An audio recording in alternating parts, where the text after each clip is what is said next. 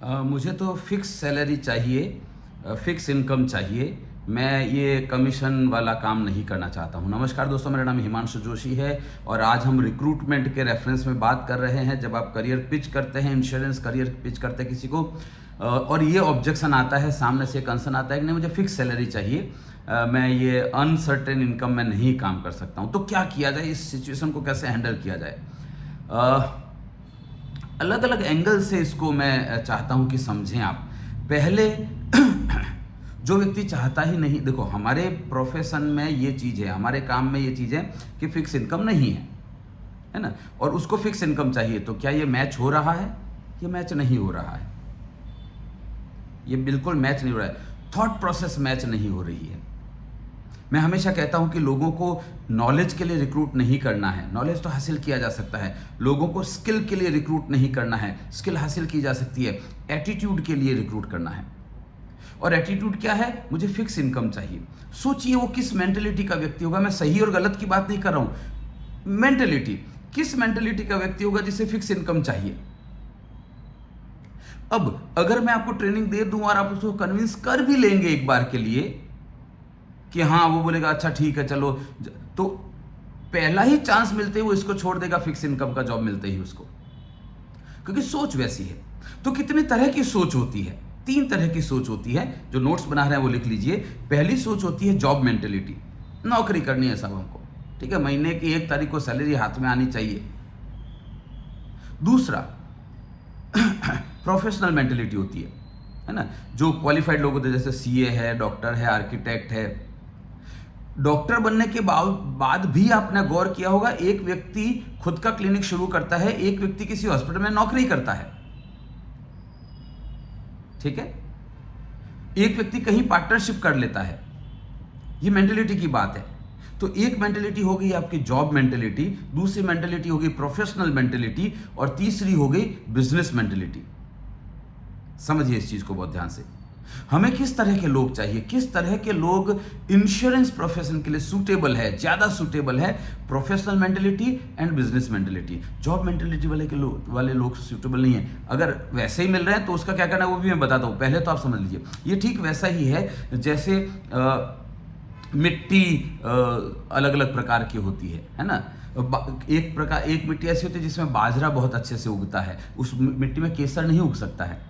एक मिट्टी ऐसी होती है जहां पर गन्ना और चावल और बहुत अच्छे से उगता है, कपास बहुत अच्छे से उगता है, सब्जियां बहुत अच्छे से उगती है, वहां पर केसर नहीं उग सकती है, तंबाकू नहीं उग सकता।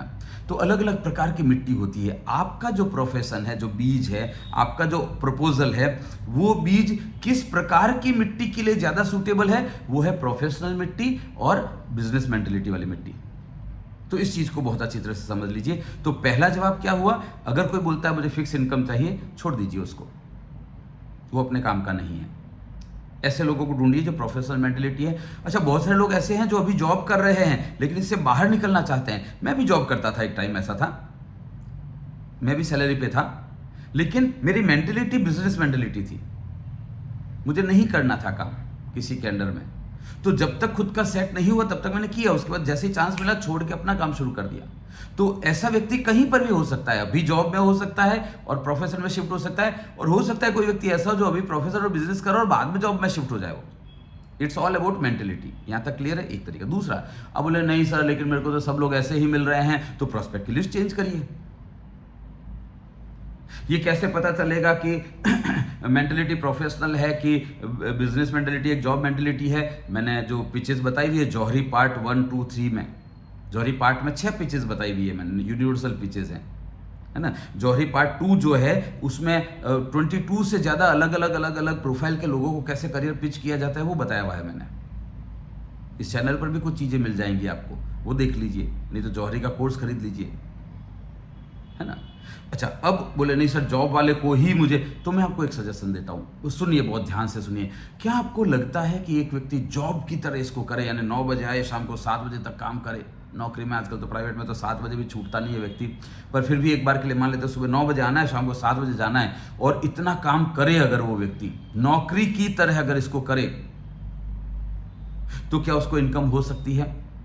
अच्छा मुझे बताइए, ये जो मेंटेलिटी होती है नौकरी, कितने, जो व्यक्ति आपको बोल रहा है कि मुझे फिक्स इनकम चाहिए, सैलरी चाहिए, कितनी सैलरी एक्सपेक्टेड होगी उसकी? 2 लाख 5 लाख महीने की सैलरी एक्सपेक्टेड होगी क्या? No, no. जिसको लगता है कि मैं 5 लाख रुपया महीना कमा सकता हूं, इतनी सैलरी चाहिए, वो व्यक्ति नौकरी नहीं कर रहा होगा, वो अपना काम कर रहा होगा, या अपना काम करने की सोच रहा होगा नौकरी छोड़ के भी।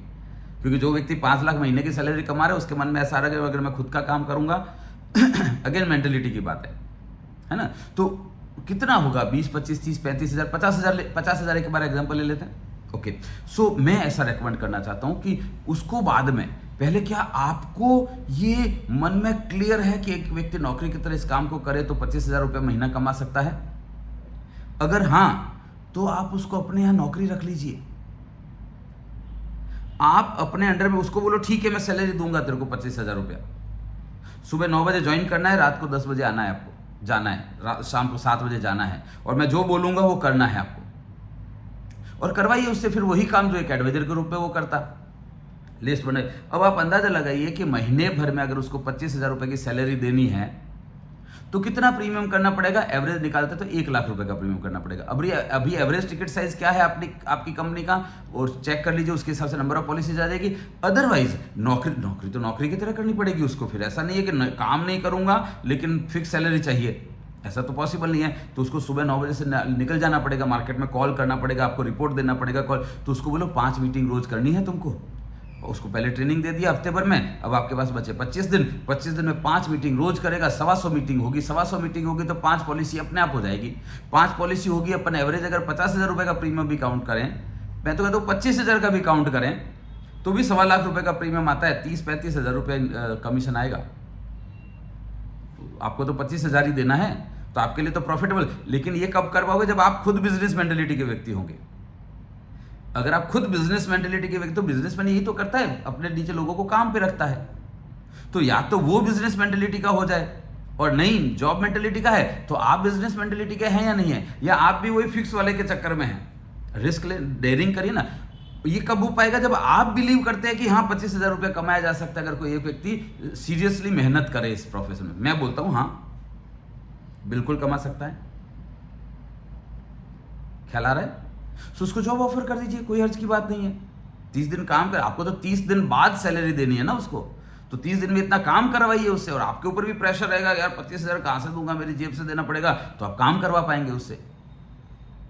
या तो 1 महीने में वो छोड़ देगा तो सैलरी देने की जरूरत नहीं पड़ेगी, और अगर टिक गया तो आपको 35,000 कमा के देगा, 50,000 कमा के देगा, आपको तो 25,000 ही देना है उसमें से।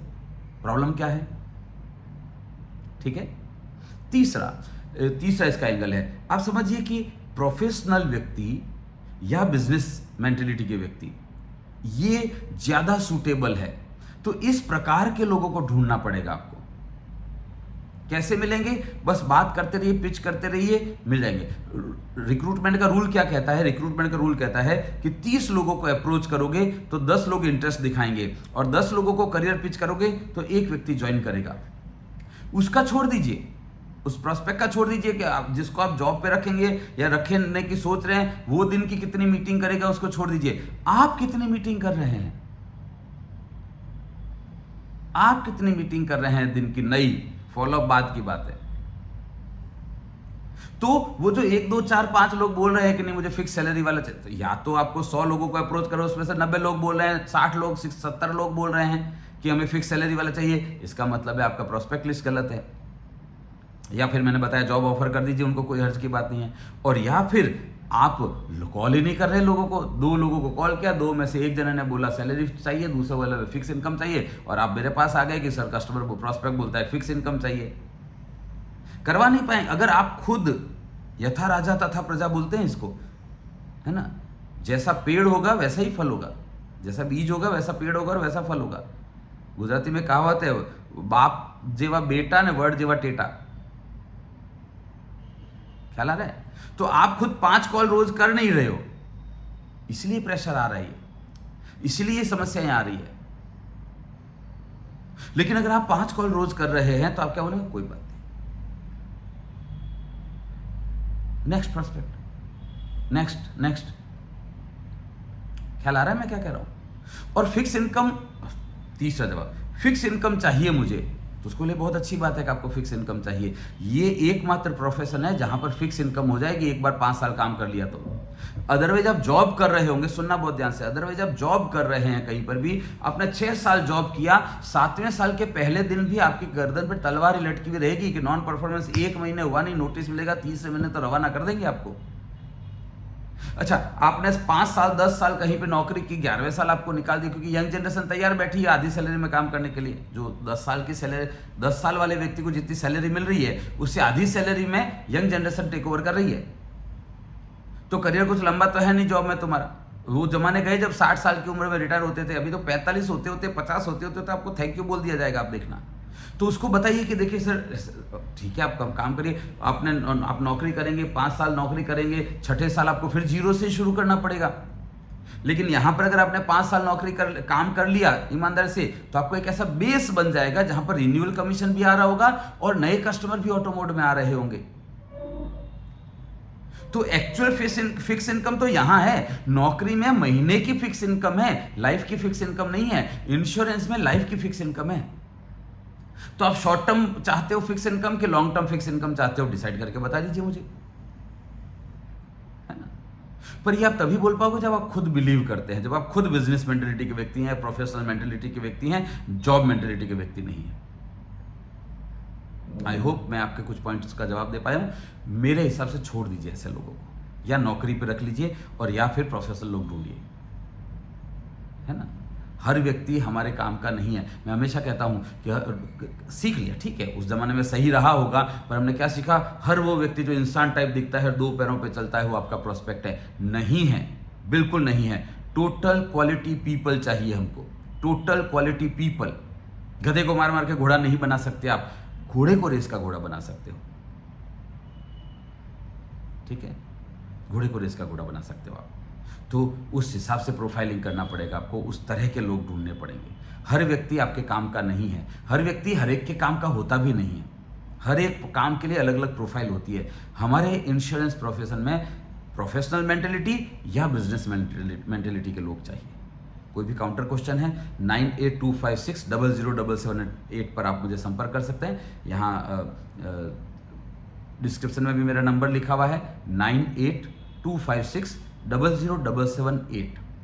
इस पर आप मुझे संपर्क कर सकते हैं, व्हाट्सएप कर सकते हैं, मैसेज भेजिए, नाम, कंपनी का नाम, आपका सिटी और क्वेश्चन ये लिखकर भेजिए आप, है ना। All the best.